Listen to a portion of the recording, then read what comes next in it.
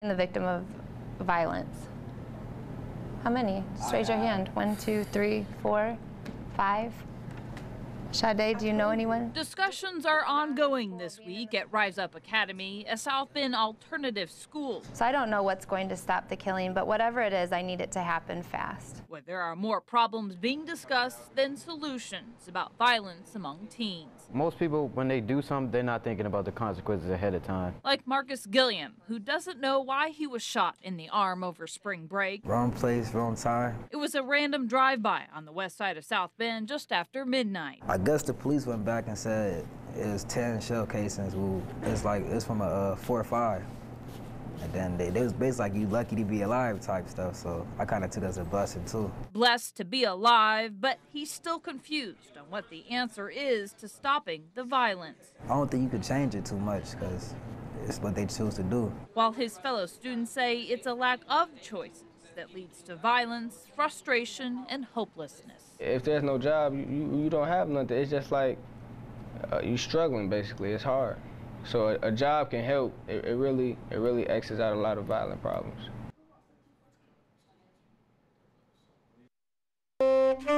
He's a musician, straight-A student, and was a foster child. But now he's found his home along with great ambition. I'm looking forward to becoming a doctor. John Glenn High Jr. MJ Filson has made dramatic strides.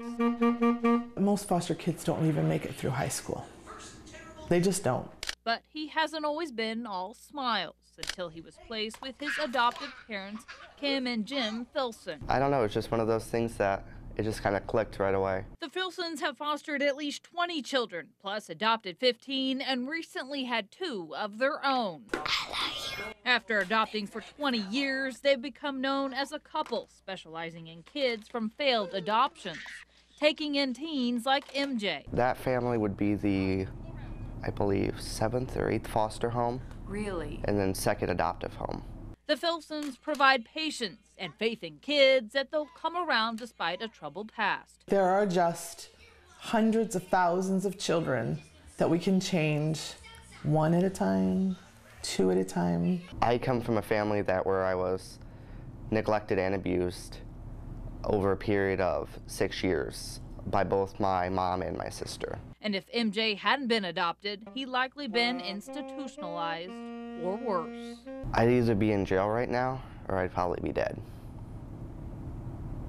I definitely wouldn't be in school right now.